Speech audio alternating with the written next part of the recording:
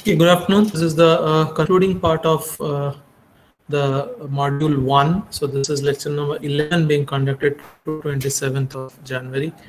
So we started this module 1 on 7th of January officially. And after 11 sessions, we have come to this end. So this is the fourth part of module 1.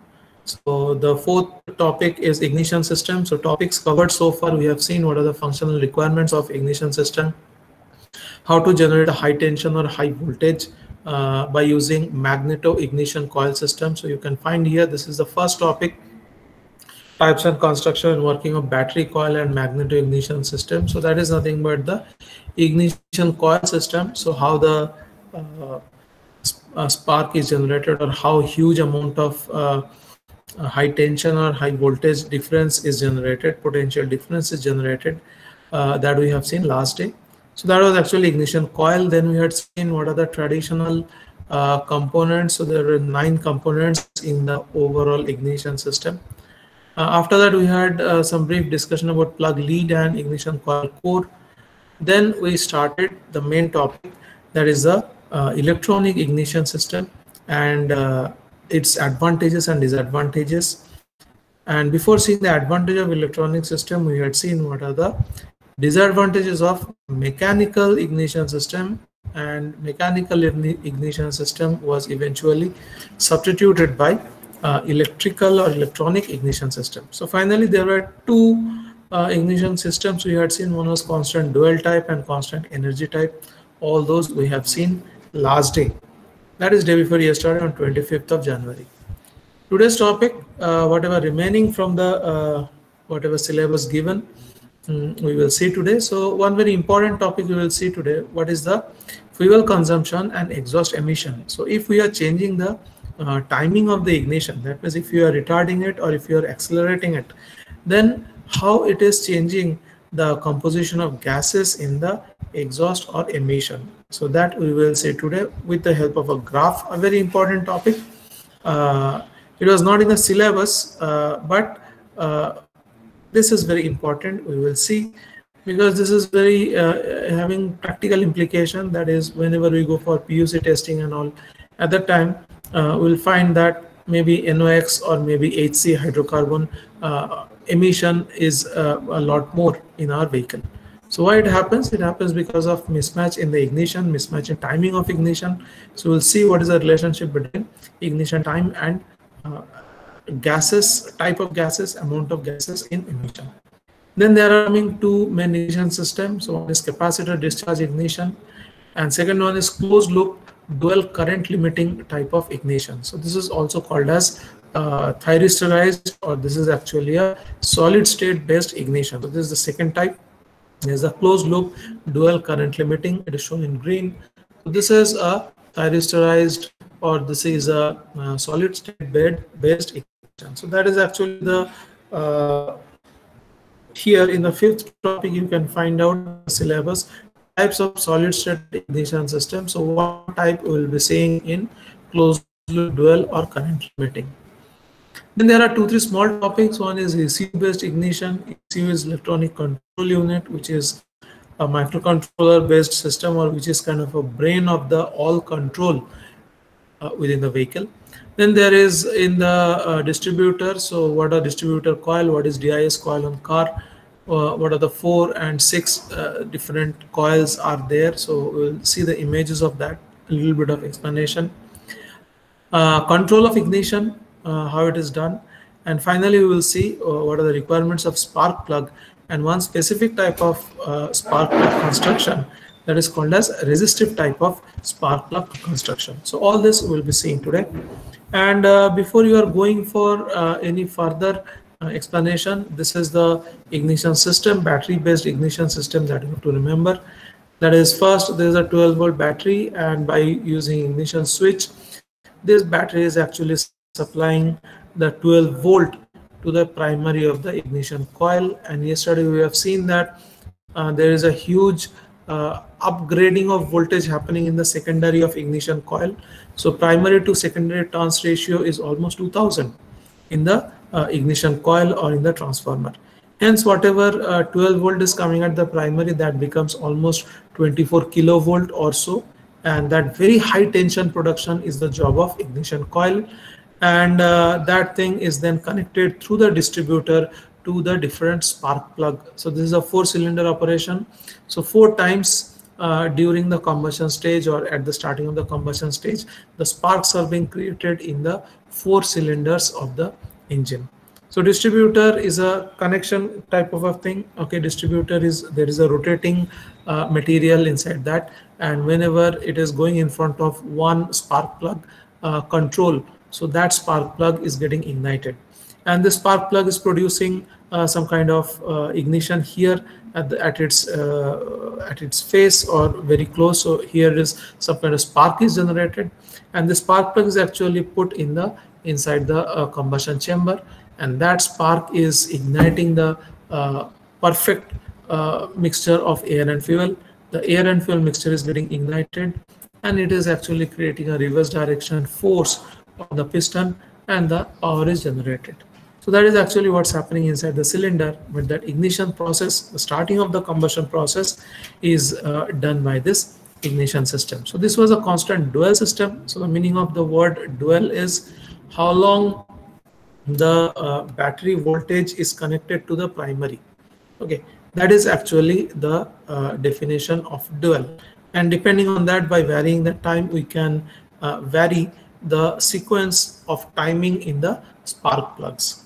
So by delaying or retarding the dual time, we can change the spark sequence or spark generation time. Okay, and depending on that, we will be finding the energy or efficiency or energy produced by the cylinder inside the cylinder will be varying. So this diagram we have to remember, and from there we have seen battery already, we have seen ignition switch. Yesterday we have seen a cut section of ignition coil, what is there inside it. So today a little bit discussion on spark plug and distributor will be there, and there are many more other blocks inside this ignition system. So today 2 different types of ignition system we will see. One is capacitor based, another is thyristor based. Okay, so there we will see what are the differences and what are the basic types of ignition system. So this is a new topic for today. What we are finding here is this is the effect of changes in ignition timing at a fixed engine speed. So engine speed we have kept constant, and here we are actually reducing the fastness of ignition, and here we are actually increasing the fastness of ignition. That means here ignition spark is being generated very fast, in a faster manner, higher frequency. Here the ignition sparks are generated in a lower frequency, or the ignition dwell time is retarded.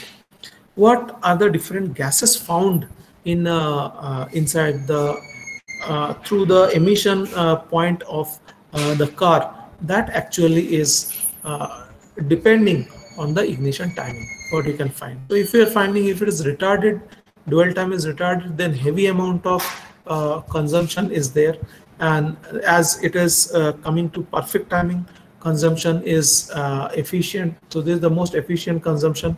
And if it is advanced, that is ignition time is advanced, then also consumption will be heavy. Okay, and as ignition time is advanced, production of NOx, HCH is hydrocarbon, NOx is NO2 and all, and CO is carbon monoxide. So if ignition time is retarded, then production of NOx, HC and CO will be less. If it is ignition time is perfect, that is, in that case, medium amount of NOx, HC and CO is produced. If ignition time is advanced, then heavy amount of these gases are produced through the emission point or exhaust point of the vehicle. Let us go through. The ignition timing has a significant effect on fuel consumption, torque, drivability and exhaust emissions. The 3 most dangerous vehicle related pollutants are hydrocarbon, HC, nitrogen oxides, NOx, and carbon monoxide, CO. What is said is the HC emissions increase as timing is advanced. We can find out that if timing is advanced, that means if we are increasing the rate of ignition or rate of sparking inside the combustion chamber, that means very fast we are doing the sparking or ignition. At that time, increment of that advancement of the timing, that is fastness of timing, increases the CO, HC and NOx. All these things are increased. Okay, so CO emission changes very little, but timing is mostly dependent on the air-fuel ratio. But NOx and HC emission definitely increases with the advancing of the ignition time.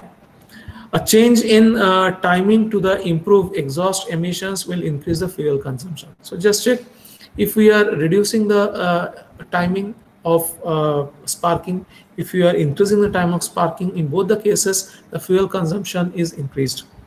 Okay, so optimum fuel consumption happens and optimum efficiency happens if the timing is perfect.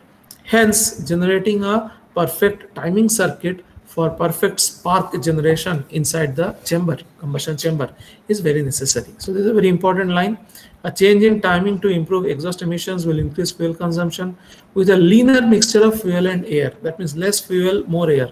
A larger advanced ignition time is required to compensate for the slower burning rate.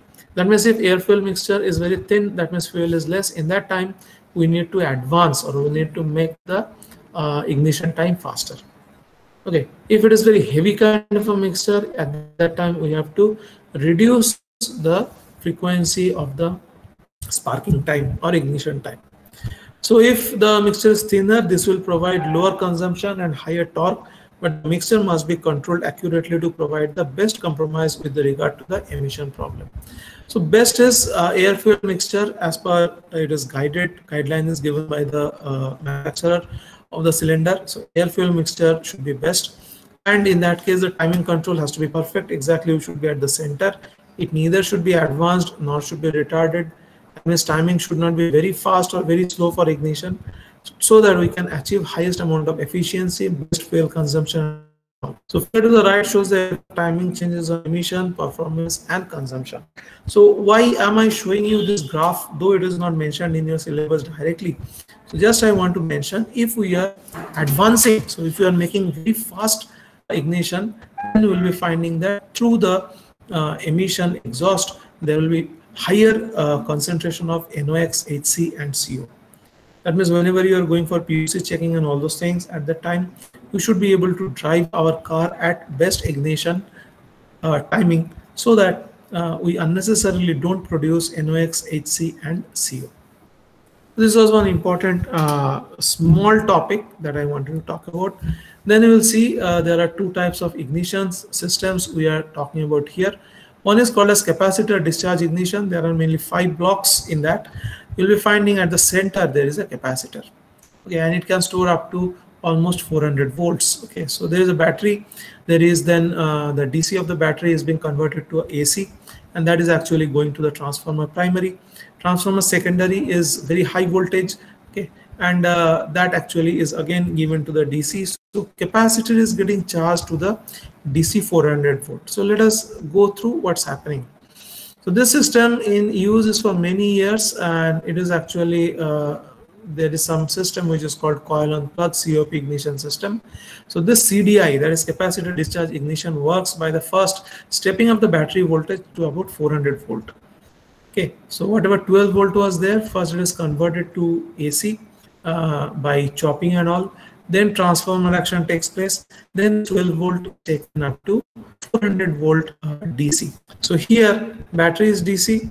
Then it is converted to a choppy DC, that means AC. Okay, then transformer action takes place. So this 12 volt AC DC is converted to AC. Then higher is rectified, and this rectified DC is nothing but 400 volt, which is given to the capacitor. The CDI works for stepping up the battery voltage to up to 400 volt DC using an oscillator and a transformer, followed by a rectifier. This high voltage, that means 400 volt DC, which is after rectification, is used to charge a capacitor. So a very high charging of the capacitor is taking place. So at the point of ignition, this capacitor is actually getting discharged to the primary winding coil very fast, and it is actually supplying that very high voltage to the primary of the coil within a short time, often by a SCR or a thyristor. So this is also we are finding a solid state kind of a control with a very heavy discharge, because 400 volt is getting discharged with the thyristor. It is not a small thing. Okay, this is also a thyristorized, so this is also a solid state kind of a control, and where we are first taking up the 12 volt DC to some AC, and that AC is being stepped up, and a high frequency, high voltage AC is generated at the secondary of the transformer, and then it is rectified and 400 volt DC is produced. That's what it is called as, and that 400 volt DC is passing through the primary of the coil, and it is generating rapid voltage change through the primary of the coil, and that will produce a very high voltage output from the secondary winding. So this voltage has a very fast rise time compared to the more conventional system. Typically the rise time of CDI system is 3 to 10 kilovolt per second. Okay, so this is a figure you have to remember. So the CDI gives us 3 to 10 kilovolt per second, very high amount of discharge through the primary of the coil, and in the secondary of the coil also equally high change in voltage we can find. That will actually generate the spark eventually. Okay. So this very fast rise time and high voltage will ensure that even a carbon or oil filled plug will be fired. Okay, so whenever it is carbon or oil filled, at the time the spark, if it is generated inside the oil or inside the carbon, then also the spark is able to start the combustion process. The disadvantage, however, is that the spark duration is short, okay, which can cause problems, particularly during startup. Okay, so the main problem with this kind of CDI system is spark happens for a very short duration of time, which might create a problem of combustion. So the combustion might not take place, or the spark might get delayed. So there is a very big problem of delayed spark in case of this kind of ignition. You can go through the books and you can find out what are the problems of delayed spark. So this CDI system might generate some delayed spark. However, when used in conjunction with a direct ignition system, the spark duration is acceptable. So direct ignition is producing spark in a faster manner, but capacitor discharge is producing spark of small amplitude, and this is a little bit problematic. But there's an age-old method and comparatively simpler method, because we are not using a distributor, we are not using ECU in between. Okay. So it is directly a spark type of capacitor discharge ignition. A more complex systems you'll be finding here. So this can be asked in the exam. So you have to see what all things are there. So there's a spark and there's an ignition coil. There is nothing new. So this battery 12 volt is directly feeding the ignition coil. So there's a pulse generator, pulse shaping, and there's a closed loop. So here in the feedback system, we are trying to find out what is the quality of the charge stored and all. So here it is closed loop dual control. So what is dual? Dual is nothing but for how long the current is staying in the primary of the coil. So that is actually the dual time. So this is a dual time control loop. This is stationary engine primary cutoff. This is driver stage, output stage, current sensing, current limiting. So current in the ignition coil, this is sensed, and if found that current is more in that time, the current is made to stay in the primary for a lesser period of time. Because we have seen in the previous case, that is for more amount of time primary is carrying the current, there is a more chance of damage of the ignition coil. Okay, so that feedback signal is there. So we are trying to find out how much is the current in the ignition coil, that is sensed, that is limited, and the closed loop dual control. So this whole below loop is actually controlling for how much time the primary current will be there. So if a very faster kind of ignition is required, primary current will be staying for a longer period of time and all. So primary current limiting ensures no damage caused to the system if the limit gets exceeded. So I told you that always there is a problem that if primary current is more, or staying higher current is staying more amount of time in the ignition primary coil, then there is a chance that the coil will get burnt or the coil will be damaged. That's why primary current limiting ensures no damage caused to the system if the limit current gets exceeded. That is the primary current. It also forms a part of constant energy system. Okay. Preset primary current value is allowed to build up as soon as possible and held constant. So initially the current was not there. As soon as we are putting the ignition start key, huge amount of current will start flowing to the primary, and we can control that current in the primary. So dual time can be controlled by this system, so that it will be generating spark accordingly in the secondary of the coil. So high current. Okay, so the maximum value is pre-calculated and then preset during construction of a amplifier module. So there's an amplifier in the ECU also. So we have seen ECU is having amplifier. So how much will be the primary current which will be generating equivalent amount of current which will generate the spark. So all those things has to be calculated, pre-calculated and controlled by the overall unit. So this technique, when combined with the dual angle control, is known as closed loop control, as the actual value of the primary current is fed back to the control stage. So in the same closed loop dual control, we are finding a very low resistance, a high power precision resistor is connected in series with the power transistor and the ignition coil. So we are saying that this is also solid state based control, because the whole process is being controlled by a power transistor. A precise value of resistor in series with the power transistor and ignition coil to control the current flowing through the ignition coil. A voltage sensing circuit connected across the resistor will be activated at a preset voltage. So how is that voltage sensing is getting activated? Because whenever there is flowing some current through that specific resistor, which we have talked about here, okay, so that is actually a current and voltage sensing thing. Okay. So if more current is flowing through the resistor, at that time the voltage across the resistor will be more, okay, than the required one. So actually we are sensing the voltage or voltage. More is the voltage means more is the current flowing through that resistor. So there is an indirect voltage measurement, or this is an indirect type of measurement of current by which we are trying to find out if more current is flowing through the primary coil. So just go through this thing once. A very low resistance, high power precision resistor is connected in series with the power transistor and ignition coil. That means whatever current has to flow through the ignition coil, the same amount of current is flowing through the transistor as well as the current sensing resistor or voltage resistor. A voltage sensing circuit connected across this resistor will be activated at a preset voltage. And how is that preset voltage? The preset voltage across the resistor is directly proportional to the ignition coil current. So if ignition coil current is increased, voltage across this precision resistor will increase. Voltage sensing circuit will sense that voltage across the precision resistor is more. That means current which is trying to flow through the ignition coil is more. So the voltage sensing circuit will then generate a feedback.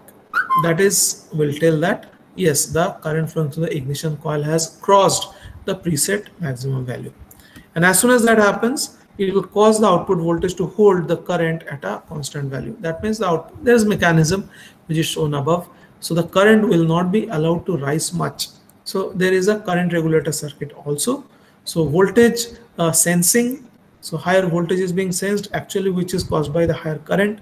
And then at the output side, the current is not being allowed to rise any more than the maximum primary coil value. So this is actually the closed loop dual or current limiting. Okay. So stationary current cutoff happens when the ignition is on but the engine is not running. Okay, so this is a reverse case. Stationary current cutoff happens when the ignition is on but engine is not running. Generally ignition makes the engine run, but if some case the stationary ignition coil is having current but engine doesn't want to run, in that case the damage might happen. So in that case the stationary current cutoff has to happen, which will cut the current from the ignition coil as well, because engine is not running. So all the primary currents and all this thing will go west and they might damage the system. This is achieved in many cases by a simple timer circuit which will cut off the output stage after about 1 second. So just it is seen that ignition is carrying some current but the engine is not running. So in that case, if there is primary current or coil in the current in the primary coil, that will automatically get cut off after 1 second. Okay, so this is the how the current limiting is happening and how the cutoff of the current circuit happening if the engine is not running and there is current at the ignition side. So this is a kind of a safety kind of a approach in case of the ignition control system. So mainly two types of ignition we have seen: capacitor discharge ignition, and this is also thyristor control. So this is also a solid state kind of a ignition control system. And second is a power transistor controlled closed loop dual for current limiting. So both of these are can be asked in the exam. So with the help of the block diagram, you have to explain. So each may be asked for 5 marks. Okay, so prepare accordingly. So there is a ECU or electronic control unit. You can see here. So microprocessor or microcontroller can be the brain of the overall system. So it is having RAM, it is having ROM. So all the program memory, data memory, all those things are there. So as per requirement, the things are getting stored. So program memory in ROM and data are cache data, temporary data getting stored in RAM and other things. So there are input signals and output signals. So whatever input signal is being given to the microprocessor, depending on that, it is producing the output triggering sequence or spark sequence. Okay, so there's a typical programmed ECU. There is the electronic control unit based ignition, which is represented by the above system. So depending on the fastness or slowness, the ignition current and ignition timing are controlled, and depending on that, the spark is also controlled. So it is saying that with increase in the system sophistication, information held in the memory chips of the ECU also has increased. Okay, that means ECU of a vehicle is latching huge amount of data, or many data. So sophistication and memory space both have increased. The earlier version of programmed ignition system achieved accuracy in ignition timing almost 1.8 degree, whereas a conventional distributor is 8 degrees. So the ignition timing control has increased. The accuracy has increased for timing control, that we can see. The information which is derived from the dynamometer test, that means before the system is deployed, there are a lot of testings and all. So dynamometer test is also a test for this engine and all. So all the test data are stored in ROM. Okay. The basic timing map consists of correct ignition advance for 16 engine speeds. That means for different speed, the ignition timing actually varies. So for different 16 reference kind of setting, so for different 16 types of engine speed, what can be the ignition timing control? So for different 16 cases, they are actually stored in the program memory. So for different 16 speeds, for different 16 load conditions, what all should be the standard timing control of the system, all those things are actually stored in the ECU. Note that the ECU also makes corrections to the dual angle. So apart from the 16 cases, if there are some other new cases, then also the ECU or electronic control unit, it is microprocessor run system, it can change the dual angle accordingly, both as a function of engine speed to provide the constant energy output and corrections due to changes in battery voltage. So a lower battery voltage will require a slightly longer dwell, and a higher battery voltage will have slightly shorter dwell time. It is very easily understandable that if battery charge is less, for more amount of time, ignition coil primary should be having the current. Okay, and if the battery voltage is very high, at the time it should be connected to the primary of the ignition coil, that is the dwell time, it should be less. So within very less time, it can generate that whatever potential is required at the secondary, it can be generated if the battery voltage is very high. So the last line is very important. If the lower battery voltage will require slightly longer dwell time, and higher battery voltage will require slightly shorter dwell time. Okay, this is all for dwell time and control. This paragraph is very important. Typical of most computer-based systems shown in the left, it can represent the programmed ignition ECU. So this ECU is actually a program device. It is having in store many settings. Okay. For many different load conditions. So depending on the load condition, one of the setting is called, and depending on that, the dwell time is controlled and ignition coil is getting that much amount of current to its primary. So input signals are processed in ECU and the data provided are stored in RAM. The program and preset data are held in ROM. Okay, so whatever data was copied previously, that are all posted in ROM, and the present input signal, processed present signals from ECU, all those things are stored in RAM. So in this system, the microcontroller is used to carry out the fetch execute sequence demanded by the program. So this is actually what is the function of ECU, or how does ECU help in electronic ignition control. So information which is collected from the sensors is converted to a digital representation in an AD circuit. There is ADC. So whatever are the signals fetched from different parts of the ignition system, they are actually digitally represented in the form of a AD circuit. A Windows shareware program. So there is a standard program which is a shareware from Windows. Okay, that actually stimulates the ignition system, and we can download that program, and that thing is downloaded, and it is actually keeping track of the overall ignition system through the ECU. Okay, so this is about electronic control unit for ignition. Then there is something called as a distributor. So I have posted some video. If you check that, you'll be finding that distributor is nothing but it is carrying, it is a rotating device, and there are 4 different points if it's a 4 cylinder engine. So there are 4 different points which are connected to 4 different spark plugs. So distributor is rotating, and after a certain time, it is just the head of the distributor is coming towards the head of that spark plug control unit. And distributor is actually giving that spark to that typical or charge. It is just carrying that charge to one of the 4 spark plugs. Okay, so this distributor is a rotating kind of a thing. So you can imagine at every 90 degree of a circle, there is a head of a or there is a control of a spark plug. So distributor is rotating among all these 4 points sequentially. So after every certain time, so if the time is t, after every t by 4 times, the distributor is connecting to the control of the spark plug, and it is exchanging the spark. So distributor less ignition system has all the features of programmed ignition system, but by using a special type of ignition coil, outputs to the spark plug without the need of HT distribution is possible. So HT distributor is nothing but high tension distributor.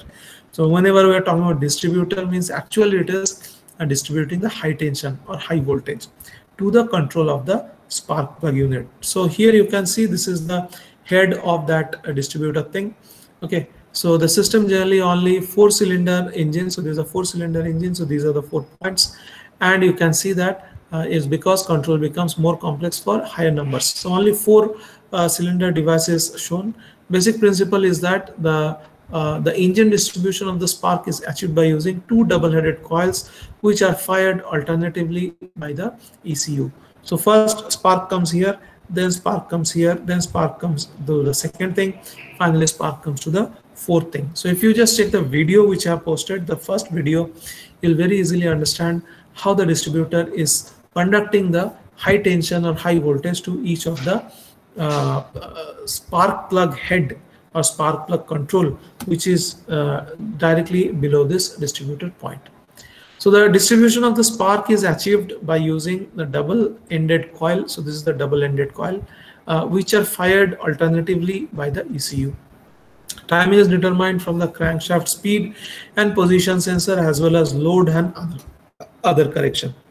So position of the distributor and how much speed, that means timing and position of the distributor rotation is very much important for generation of sparking.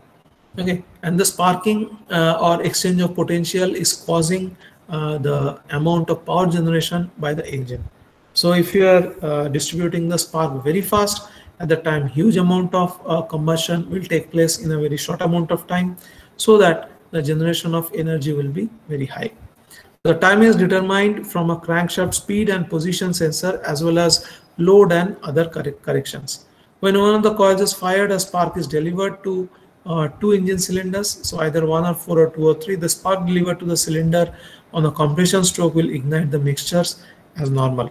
Spark produced in the other cylinder will have no effect, as this cylinder will be just completing its exhaust stroke. So there are 2 cylinders which are alternatively entering the combustion and exhaust stroke like this. So this coil or distributor coil is nothing but coil which is connected through the ignition coil to the spark plug. So from the ignition coil, it is taking that spark, or it is carrying the spark to the spark plug base. That is the job of actually of distributor coil. And here you can see there are 2 heads. So there are 2 coils with 2 heads. That means there are 4 points of exchange of spark. Control of ignition. So it is actually, previously I had shown you 4-cylinder, now it is shown 6-cylinder. So ignition timing and dual.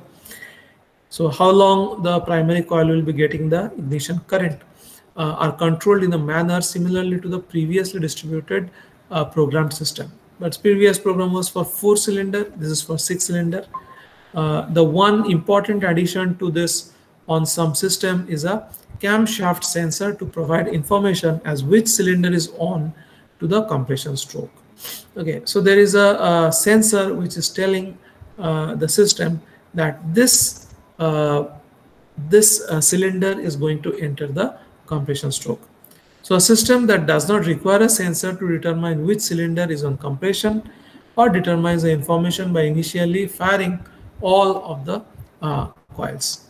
The voltage across the plugs allows measurement of the current for each spark and will indicate which cylinder is on its combustion stroke. So mainly at the so whenever the compression is done of fuel and air, at that time the combustion starts. Okay, so whenever the combustion stroke is happening, we should be knowing.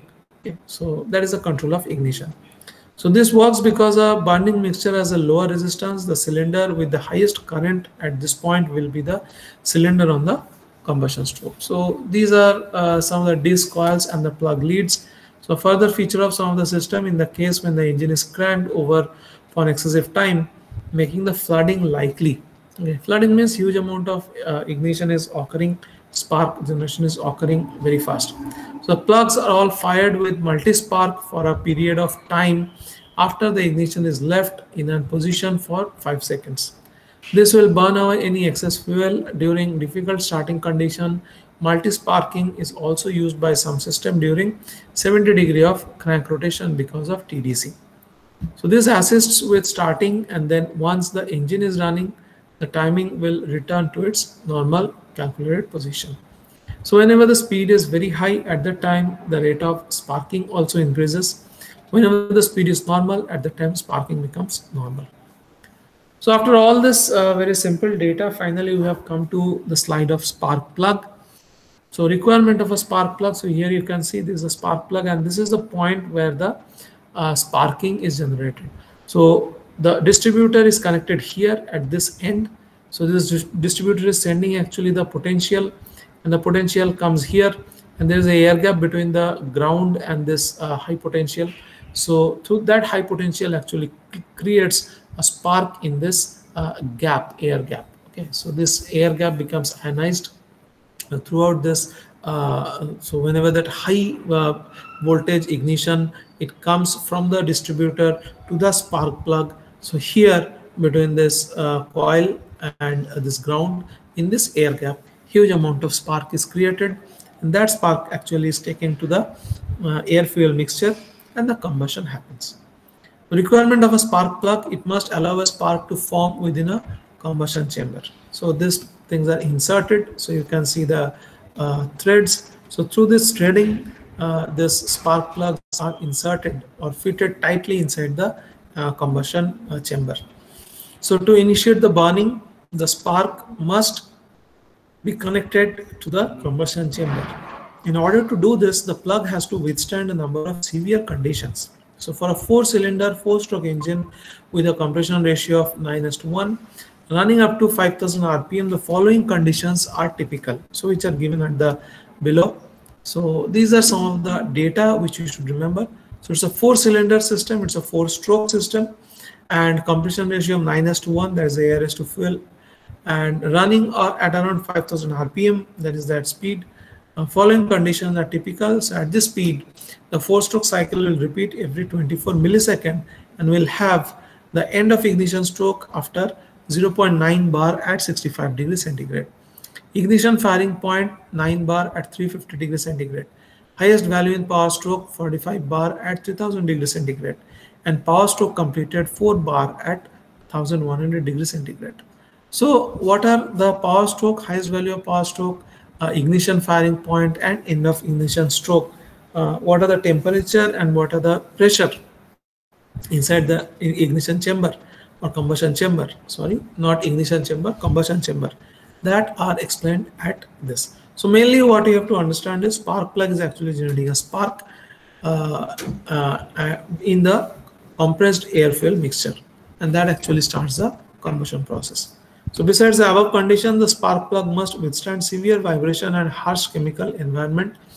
Finally, but perhaps the most important, the insulation properties must withstand the voltage pressure up to 40 kilovolt. So here we can see different spark plug. At the top here is a general spark plug from Bosch, and below it is actually a platinum spark plug. This is also from Bosch Media.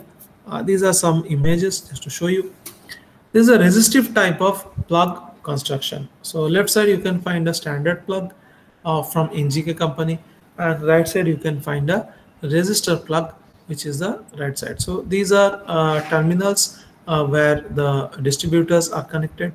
Okay, and there are corrugations through which they are fitted maybe. So these are special packings. Then there are insulators, metal shell, gasket, copper core, spark gap, center, and ground electrode. So this outside ekdam below is the ground electrode, and inside there is the spark plug center. Okay. And between this spark plug center and ground electrode, in this gap, the spark is created. So standard and the resistor spark plug is shown in the left side. That is this is standard and this is the resistor type. The center electrode is connected to the top terminal by a stud. Okay, so this is the stud. This electrode is constructed of a nickel based alloy. Silver and platinum are also used for some applications. So electrode is actually running from this point throughout this, and it is coming here. That's why it is called as electrode. Okay, so the central electrode is connected to the top terminal by a stud. The electrode is constructed of a nickel-based alloy. Silver and platinum are also used for some application. Okay, so they should be good conductors. If a copper core is used in the electrode, this improves the thermal conduction properties. The insulating material is ceramic based, so there are insulating materials at the outputs this side. So these are the ceramic resistors. Okay, so they are ceramic based and of a very high grade aluminum oxide. So they are all are ceramics. So they are just to hold that electrode at the center. So it's a proper choice. It is bonded into the metal parts and glazed on the outer surface. The properties of this material which make it most suitable, okay, that is the Al2O3, is Young's modulus is quite high. Coefficient of thermal expansion, it is kind of a low. Thermal conductivity is high, and electrical resistance is 1013 per meter. Okay, so these are the characteristics for which Al2O3 is used as a ceramic in this case. So inside this R type of spark plug construction. So actual values of this can vary widely and slightly. There can be manufacturing changes in constructions and all. The electrically conductive glass seal between the electrode and terminal stud is also used as a resistor. The resistor has two functions. So why resistor type spark plug? So resistor has two functions. First, to prevent the burn off of the central electrode. Okay. So a resistor is actually limiting the current, and if it is limiting the current, then power generation will be limited.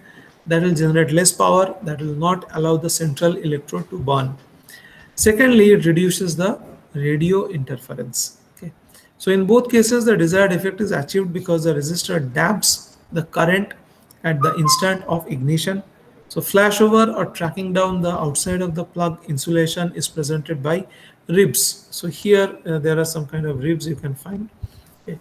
So that effectively increases the surface resistance distance from the terminal to the metal fixing bolt, which is of course earthed to the engine. So this is a construction of a spark plug, but mainly you have to remember is distributor is connected here through the electrode. The spark is, or the high voltage is taken to this, and there is a air gap between the ground and electrode, and in between this the spark is generated, and through that spark the high pressurized air fuel mixture they gets ignited, or the combustion process starts.